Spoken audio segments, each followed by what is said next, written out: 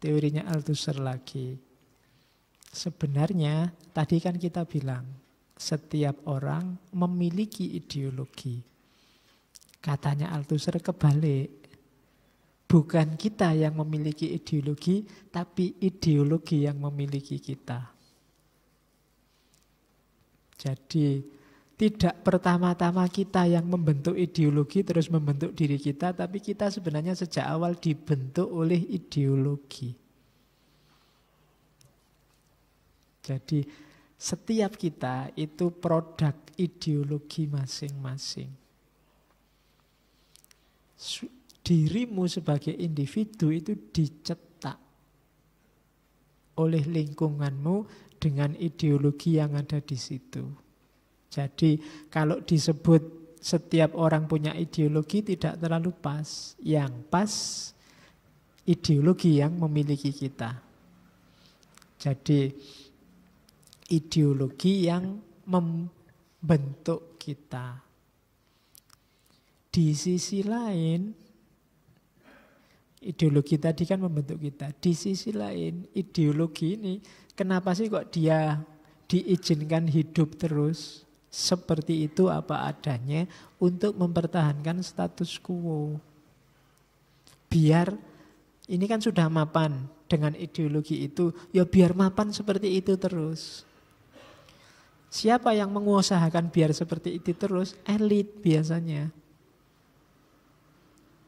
Kelompok elit. Karena kalau status quo berubah, jangan-jangan relasi kuasa berubah, mereka yang awalnya di atas bisa jadi di bawah. Untuk menghentikan itu, ideologi dimasukkan.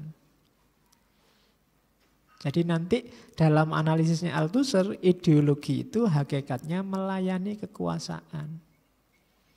Demi apa? Status quo. Kalau status quo, mereka yang di atas tetap di atas, yang di bawah tetap di bawah. Jadi hasil penelitiannya Althusser itu ideologi itu bermain di exercise of power, maintenance of power, struggle for power. Orang yang mau berjuang mencari kekuasaan, memelihara kekuasaan, atau mengalami kekuasaan, menciptakan kekuasaan, dia butuh ideologi. Mengubah mindset dulu lewat ideologi. Kalau enggak, perjuangannya enggak akan sukses. Yang mempertahankan kekuasaan juga dia butuh ideologi. Kalau enggak, sama, enggak akan sukses. Lewat jalan kekerasan mungkin bisa, nanti di Althusser ada, tapi tetap lebih efektif lewat jalur ideologi. Kayak di Gramsci kemarin, jalur lembut lebih masuk. Jadi kita anaknya ideologi, cuma ideologi itu hakikatnya adalah pelayan kuasa, pelayan kekuasaan di situ. Jadi mau tidak mau sebenarnya kita dibentuk jadi agen untuk mempertahankan status quo. Jalurnya banyak, nanti dilihat. Cara ideologi membuat kita jadi agennya status quo. Status quo itu berarti biar situasi tidak berubah. Terus sebelum ke praktisnya ada satu teori lagi dari Althusser namanya interpelasi. Interpelasi itu kayak haknya DPR. DPR kan juga punya hak interpelasi. Interpelasi itu pemanggilan. Jadi kalau DPR menggunakan hak interpelasi sebenarnya hak untuk manggil pemerintah. Jadi cuma manggil saja sebenarnya. Jadi ideologi sebagai interpelasi itu ideologi yang membuat orang tadi melakukan representasi, membuat dirinya jadi subjek. Jadi misalnya gini, kamu di jalan, ketemu temanmu, atau ketemu saya, dosenmu. Begitu tak panggil, mas, begitu kamu ketemu saya, itu kan kamu saat itu juga memposisikan dirimu sebagai mahasiswa. Sebagai subjek yang berciri mahasiswa. Dan begitu kamu sadar dirimu mahasiswa dan di depanmu dosen, terus kamu harus cium tangan nih, harus menunduk dikit nih, harus nggak boleh macam-macam nih. Itu fungsi ideologi. Jadi membuatmu terpanggil. Dan selalu begitu yang terjadi. Kamu tidak pernah melihat manusia sebagai manusia apa adanya, tapi manusia plus representasi dirinya. Saya ketemu kamu bukan manusia ketemu manusia, mungkin dosen ketemu mahasiswanya, atau orang tua ketemu anak muda, atau selalu begitu. Dan kalau orang tua ketemu anak muda itu, yang tua harusnya gimana, yang muda harusnya gimana. Kalau dosen ketemu mahasiswa itu, dosennya harusnya bagaimana, kalau mahasiswa harus gimana. Kalau dosen ya enggak pantas lah demo teriak-teriak di jalan. Kalau mahasiswa ya enggak pantas lah pakai baju rapi-rapi. Kalau mahasiswa, itu kan plusnya di situ. Kamu terpanggil ke situ. Kamu terpanggil sebagai subjek.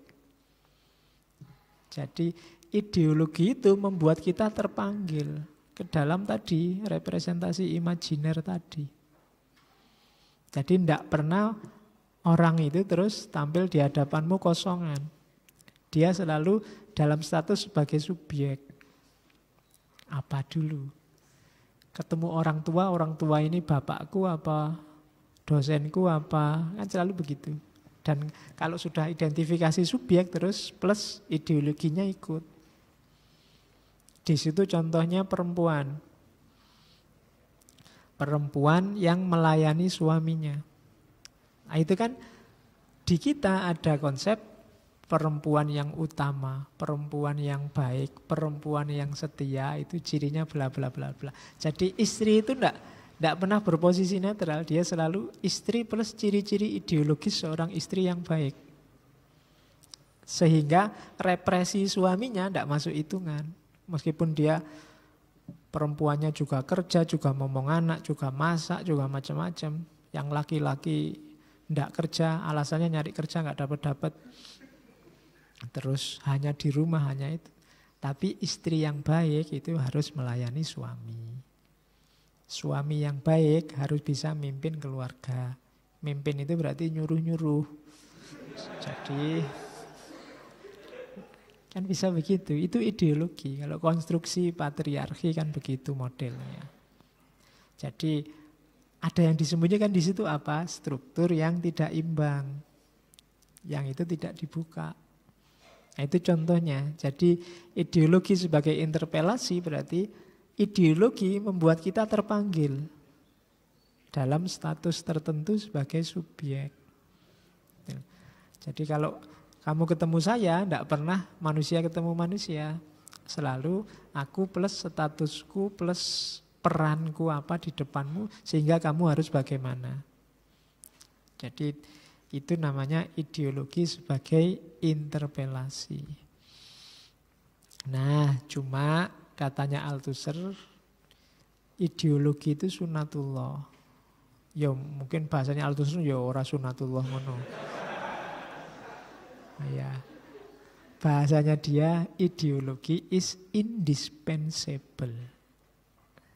Tidak bisa tidak. Tidak bisa didispensasi. In any society. Di masyarakat apapun. If men are to be formed. Kalau orang ingin dibentuk jadi sesuatu. Orang Jawa kadang menyebutnya wis dadi wong apa urung dadi wong. Dadi wong itu berarti to be formed. Sudah njawani apa belum njawani. Atau transform. Atau berubah. Dulu A sekarang B. Itu juga butuh ideologi.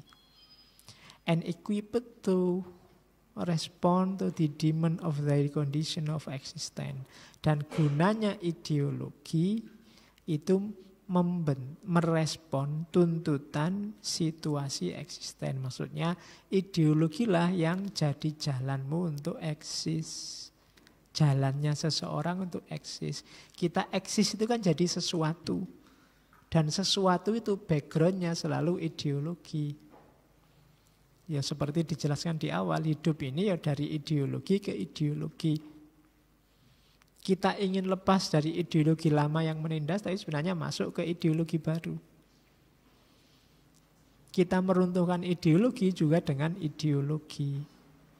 Meruntuhkan kapitalisme mungkin ya dengan sosialisme, komunisme, atau sebaliknya meruntuhkan sosialisme, komunisme dengan kapitalisme. Tidak ada kosongan. Kosongan itu pokoknya saya ingin meruntuhkan kapitalisme. Gantinya apa? Tidak ada Pak, pokoknya biar runtuh aja, tidak bisa. Tidak akan ada, pasti ada ideologi baru. Kamu sadar atau tidak. Pasti akan yang kamu gunakan itu ideologi yang baru. Jadi dia sifatnya indispensable. Nah, sekarang penanaman ideologi. Ideologi ini Althusser ini ada dua tokoh yang berpengaruh tentang penanaman ideologi. Yang pertama Freud, yang kedua penerusnya Lacan. Di Freud dengan psikoanalisisnya, Lacan dengan fase mirrornya. Fase mirror itu fase cermin. Ketika seseorang hanya niru saja kenyataan di sekelilingnya. Kita itu kan ya sekarang sudah bisa mikir, tapi dulu di fase pembentukan yang pertama-tama kita lakukan itu hanya meniru. Kalau di Lacan namanya fase cermin. Kamu bercermin ke orang lain terus kayak gitu bagus, aku ingin kayak gitu. Kayak gitu baik, aku ingin kayak gitu. Awal kamu kecil dulu begitu yang kamu lakukan. Jadi penanaman ideologi awal itu di fase meniru. Dan itu pasti diawali dari struktur paling kecil, namanya keluarga. Sadar atau tidak, di awal-awal hidupmu dulu, zaman kamu kecil itu idolamu ya kalau ndak ayahmu ya ibumu. Yang tempatmu bercermin. Meskipun nanti berkembang, tapi penanaman awal di situ. Penanaman ideologi yang pertama. Jadi tertanam dari lingkungan yang paling kecil. Termasuk kalau ada kesadaran-kesadaran yang palsu tadi dalam tanda petik. Ya jangan disalahkan bapakmu sama ibumu. Kalau ideologi itu sifatnya struktur, lingkungan sekeliling. Jadi di situ kamu ditanami oleh ideologi masa kecil. Terus, dan sifatnya tadi tidak disadari. Kamu seolah-olah bebas, tapi sebenarnya kamu tidak bebas. Jadi kalau ada orang ngomong, aku pengen bebas 100% Pak. Tidak ideologi-ideologinan, mikir dewe. Tidak iso, kamu mikir sendiri free tanpa bahan sebelumnya. Dan bahan sebelumnya itulah ideologi. Arahmu pasti ideologis. Kamu pengen bebas karena sudah baca buku ABCD, terpengaruh tokoh ABCD, ingin meniru tokoh ABCD. Ya kamu ganti ke situ ideologinya, berpikirnya sekarang. Jadi dari ideologi ke ideologi. Pak, saya pengen niru Sartre Pak, pengen kayak Nietzsche gitu loh Pak, pengen kayak... ya podo, nanti kamu cuma ganti paradigma ideologi, cuma itu aja. Tidak kok terus jadi bebas 100% nol, tidak ada. Yang ada cuma geser dari ideologi ke ideologi. Jadi kalau kemarin kan hegemoni, sekarang ideologi. Biar kamu bingung, kira-kira yang benar apa ya Pak?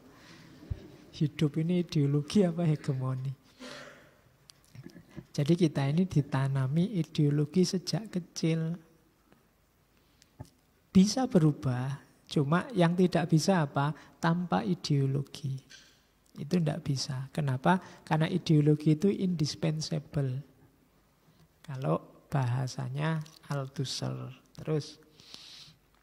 Nah, karena ditanamkan sejak kecil, ideologi itu sebenarnya cirinya simpel. Semua yang di mata kita tampaknya natural. Ya itu yang alami ya begitu Pak. Itu aslinya begitu Pak. Universal. Di mana-mana juga begitu Pak. Komplit.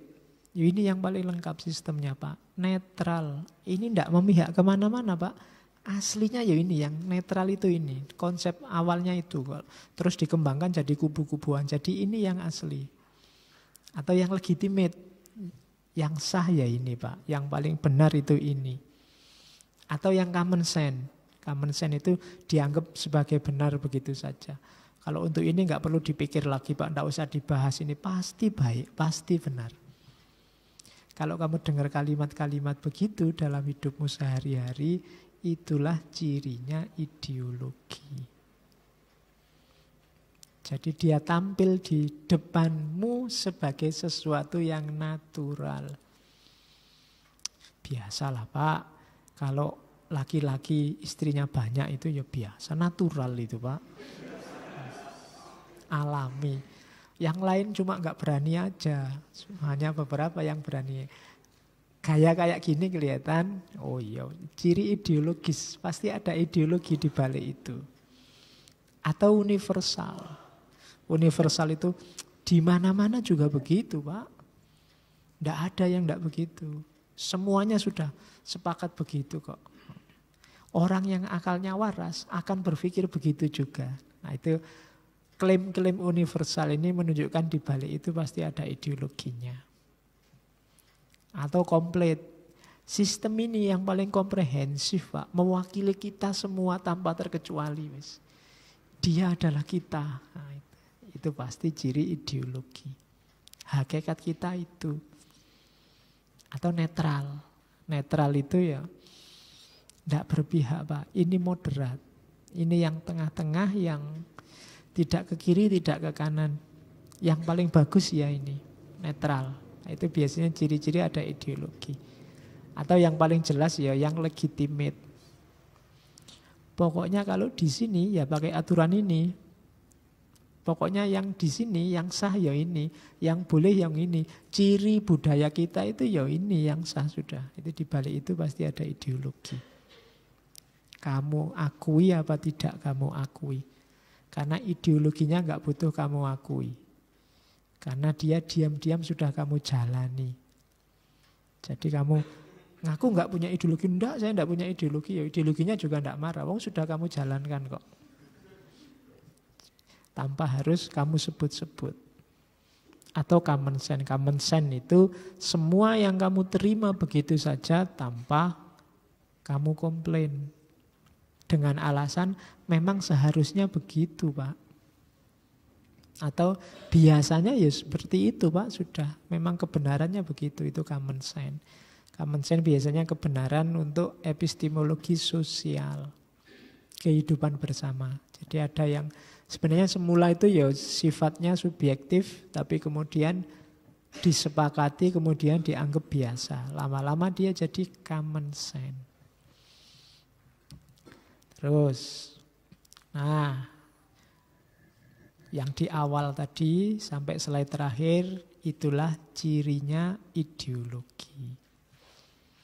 Dalam praksisnya hubungannya sama logikanya Marx dan kapitalisme di dunia modern hari ini itu ideologi sebagai alat reproduksi formasi sosial kapitalisme. Kalimatnya letterlek, semoga tidak salah paham di kata alat reproduksi itu. Ya. Ya karena kalau pikiranmu kalau mengarah ke situ menunjukkan ideologimu tidak jauh-jauh dari itu. Ya. Jadi ideologi sebagai alat untuk memproduksi ulang formasi sosial. Ya bahasa kita tadi untuk mempertahankan status quo. Biar struktur yang keluar, logika sosial yang keluar selalu begitu lagi. Ya kayak tadi kan, kelompok elit kapitalis itu kan tidak mau dia tergeser posisinya.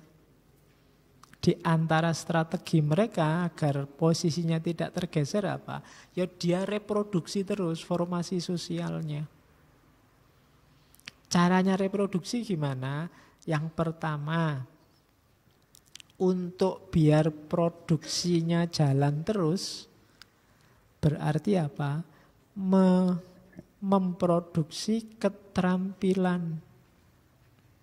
yang nanti berguna untuk produksi. Makanya sekarang banyak pabrik-pabrik, banyak perusahaan-perusahaan yang mendirikan sekolah-sekolah, kampus-kampus. Antara lain apa? Menanamkan keterampilan produksi yang mereka butuhkan. Sama kayak dulu Belanda membuka banyak sekali sekolah dalam rangka politik etis sebenarnya. Tapi sebenarnya karena dia butuh pegawai yang bisa dibayar murah. Maka orang-orang pribumi, terus saya ngomong pribumi jangan dianggap ya. Ya. Jadi orang, ganti istilah jangan pribumi. Sehingga penduduk lokal. Jadi bisa sekolah. Sekolah zaman itu memang dirancang oleh Belanda untuk dapat pegawai administrasi murah. Ketika mereka bisa produksi terus di situ, ya strukturnya akan tetap begitu. Kan kunci pertama itu.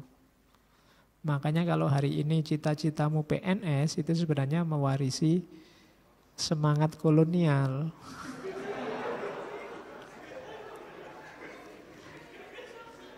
Loh iya, sekolah untuk jadi pegawainya pemerintah kan itu dulu.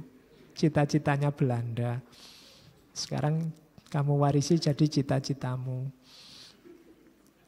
Oke, kalau saya kan sudah jadi nggak apa-apa ngomong gini. Ya, kamu kan belum, jadi kamu agak ragu-ragu kalau ngomong gini kan. Kamu nggak berani kalau disuruh mbok jangan cita-cita jadi PNS kan gitu. Ya Pak, saya cita-cita yang lain aja. Kalau gagal jadi PNS tapi. Oke, masalah produksi yang pertama itu. Jadi pasti elit kapitalis akan mempertahankan posisi dia sebagai produsen. Antara lain, ya mendidik orang dengan keterampilan yang mereka butuhkan. Termasuk ideologinya. Termasuk etikanya. Misalnya memproduksi ketundukan dengan segala cara. Jadi memproduksi ketundukan terhadap aturan itu ya mungkin diajari etika, pelajaran agama yang diarahkan ke situ, pelajaran moral yang diarahkan ke situ dan seterusnya. Kayak tadi contohnya Jabariyah yang dimanfaatkan tadi. Itu termasuk jenis strategi. Jadi termasuk juga nanti kapitalisme akan mendidik kelompok mereka sendiri. Yang dididikkan apa? Kemampuan menundukkan. Kemampuan menguasai. Jadi untuk kelompok ini diajari caranya tunduk dan pasrah yang baik. Sementara untuk kelompok elitnya diajari caranya menguasai, caranya menundukkan. Ya kan reproduksi paling gampang itu kan lewat pendidikan. Jadi akhirnya pendidikan lahir jadi status quo. Pemelihara status quo. Dan itu perangkatnya ya lewat ideologi. Nah, apa yang kemudian dilakukan untuk mewujudkan tadi misi pendidikan, produksi dan lain-lain tadi? Ya yang jelas dipakailah kekuasaan, ya dasarnya nanti tetap ekonomi, tapi kan terus kekuasaan formal yang namanya negara dan aparatnya. Dari situ nanti muncul gagasan yang paling terkenal dari Althusser, yaitu yang dikenal sebagai ISA atau RSA. ISA itu ideological state apparatus sama repressive state apparatus. Jadi ini aparat negara, dalam tanda petik ya, istilah aparat itu kan kamu memahaminya selalu orang. Aparat itu mungkin lebih ke unsur negara, karena sekarang yang punya kuasa negara, yang menguasai kelas kan negara. Meskipun di atas itu ada elit kapital. Jadi negara punya dua aparat yang bisa melanggengkan struktur tadi. Yang satu namanya ideological state apparatus, itu tugasnya apa? Konsensual kontrol. Ya, itu bahasanya konsensus, kontrol kesepakatan. Tugasnya apa? Membuat orang secara sukarela menerima ideologi. Itu ISA. Kalau yang kedua RSA, coercive control, memaksa.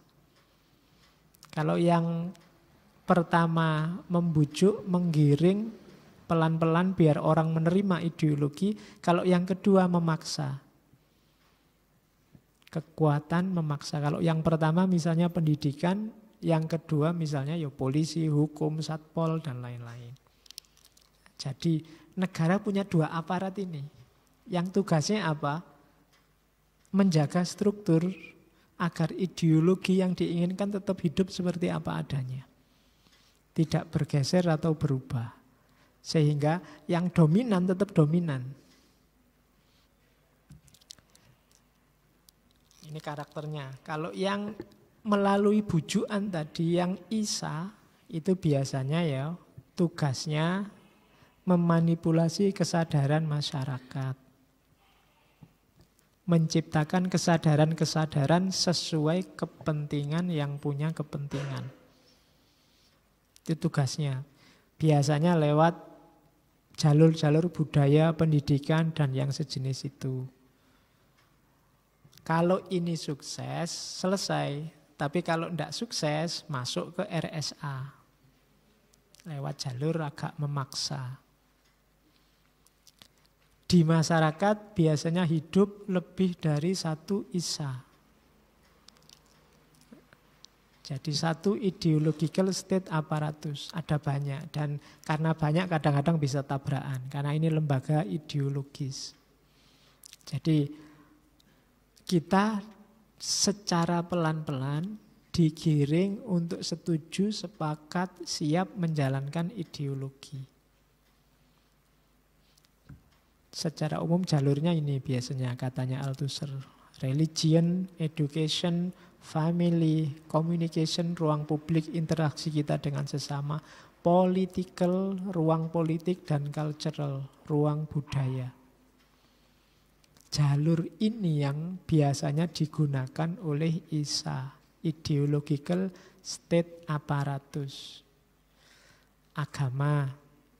Agama itu kan luas, ajaran-ajarannya sifatnya general, umum, sementara penganutnya terikat secara emosional. Itu sehingga kadang-kadang oleh state apparatus dimanfaatkan untuk mempertahankan status quo. Pendidikan lewat kurikulumnya, lewat buku paket pelajarannya, lewat penataran guru-gurunya. Sehingga ideologi direproduksi terus, sehingga akhirnya struktur juga tidak berubah.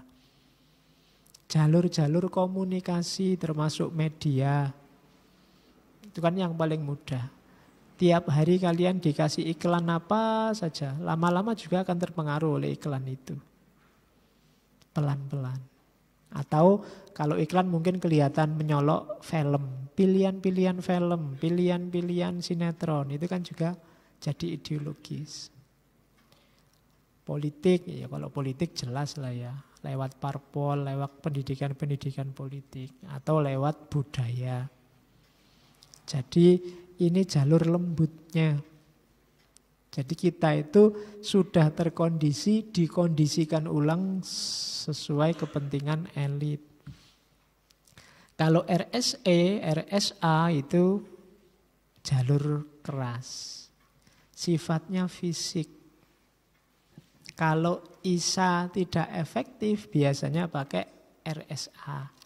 Jadi untuk mereka yang tidak mau patuh dengan ideologi yang sudah dicanangkan, RSA turun. RSA itu ciri umumnya pemaksaan.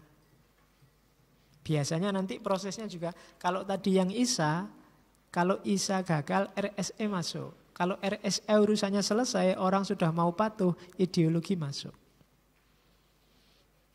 Jadi yang ISA masuk. Jadi karena orang tidak bisa terus-terusan dalam kondisi dipaksa. Di titik tertentu dia akan berontak. Maka biar tidak terus-terusan dipaksa, setelah dia mau tunduk karena RSA, ISA terus masuk. Lewat penyuluhan, lewat penataran, lewat pendidikan pelan-pelan, lewat ceramah-ceramah. Sehingga kemudian dia merasa seolah-olah sadar. Sadarnya seolah-olah ada kesadaran palsu yang muncul. Nah, itu RSA namanya. Pemaksaan di awal terus ideologi masuk. Ya kalau RSA enggak kayak ISA. Kalau ISA itu macam-macam sehingga kadang-kadang bisa konflik. Kalau RSA itu tunggal. Biasanya satu pemain formal dari negara. Terus tipe-tipenya misalnya polisi, tentara, pengadilan, birokrasi, penjara. Ini kan alat-alat keras semua. Orang biasanya kalau dikerasi itu kan takluk, tunduk di awal. Tapi kalau terus-terusan begitu ya mereka akan berontak. Maka RSA ini nanti akan disusuli oleh ISA. Kayak kamu dipaksa harus bawa SIM, harus masang lampu. Itu kan awalnya kamu tidak sadar pokoknya. Dipaksa dulu, ada polisi kamu kena tilang, polisi kamu kena tilang kan gitu. Lama-lama mungkin lewat perangkat ISA, mungkin lihat TV, disebarkan berita macam-macam kalau lampunya nggak dinyalain bisa bahaya macam-macam. Kayak naik motor lampunya nyala itu loh kan, sampai hari ini rasionalisasinya agak susah. Siang-siang kita aja sumuk panas, lampunya disuruh nyalain. Alasannya mengurangi kecelakaan. Loh, mengurangi kecelakaan itu jalurnya piye? Tapi ya kan ketika kamu nggak nyambung dipaksa kan RSA. Tapi nanti lewat berbagai macam dalil argumen yang dimasukkan mungkin lewat TV, lewat sekolahan, lewat ceramah-ceramah. Akhirnya kamu tidak perlu ada polisi pun ya kamu mesti kamu nyalakan terus. Sehingga 3 bulan sekali kamu ganti lampu.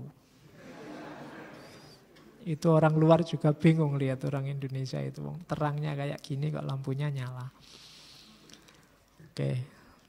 Sama dulu waktu peraturan wajib pakai helm awal, itu orang banyak yang bantah, berontak. Lama-lama ada penyadaran-penyadaran kan bahasanya. Lewat sekolah, lewat media, masing-masing itu. Saya dulu punya dosen, sekarang pensiun. Beliau pernah jadi DPR, enggak mau kalau disuruh pakai helm. Kalau bawa helm cuma dicendelkan di motornya dia jalan pakai helm. Kalau dicegat polisinya diajak debat, dibukain undang-undangnya. Lupa aturannya yang namanya helm itu kan perlengkapan kendaraan bermotor. Jadi yang butuh kan kendaraan bermotornya, bukan saya. Bukan perlengkapan pengendara. Jadi yang tak kasih helm ya motornya, bukan saya. Jadi terus sama polisinya dilepaskan. Jadi mungkin polisi ini sing waras ngalah mungkin gitu.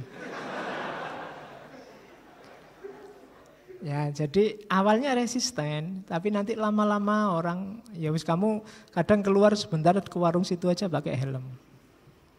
Kalau kamu ditanya, kok pakai helm mas biar aman kepalanya, itu berarti kamu ISA-nya sukses. Tapi kalau kok pakai helm mas, di situ ada polisi ya, itu levelnya masih RSA. Masih butuh pemaksaan. Meskipun kadang-kadang kamu ketipu. Dari jauh kamu sudah pakai helm, polisinya cuma patung. Kan kamu sering ketipu polisi patung itu tuh. Persis kayak polisi ternyata cuma patung. Itu karena mungkin kita logikanya masih RSA. Masih harus ada pemaksaan, harus ada yang ngawasi. Kalau ada polisi kita takutnya setengah mati. Tapi kalau Isanya sukses itu tidak perlu ada polisi, nggak perlu ada pemaksaan, kita jalan sendiri dengan aturan. Berarti proyek kekuasaannya sukses. Itu analisisnya Althusser tentang ideologi. Oke, alhamdulillah. Ya, kritik ideologi dan modernitas selesai. Bulan depan untuk November saya masih mikir karena ada 5 minggu. Nyari tema yang bisa 5 agak susah. Oke, saya sudah janji ke beberapa teman untuk November kita ngomong sejarah. Ya, jadi sejarah akan saya ambil 5 tokoh. Barat, Islam, mungkin juga Indonesia. Yang pertama, untuk ngomong sejarah tidak boleh ninggal Hegel. Karena Hegel ini mbahnya filsafat sejarah. Setelah Hegel, kita ke Islam. Ibnu Khaldun juga tidak boleh ditinggal. Dulu kita pernah bahas Ibnu Khaldun, tapi yang besok kita spesifik ke sejarah. Setelah itu ke barat lagi. Ke barat lagi ada yang punya konsep kontroversial, futurolog, ngomong sejarah juga. Alvin Toffler. Yang dikenal dengan third wave-nya, gelombang ketiga. Kemudian ke Islam lagi.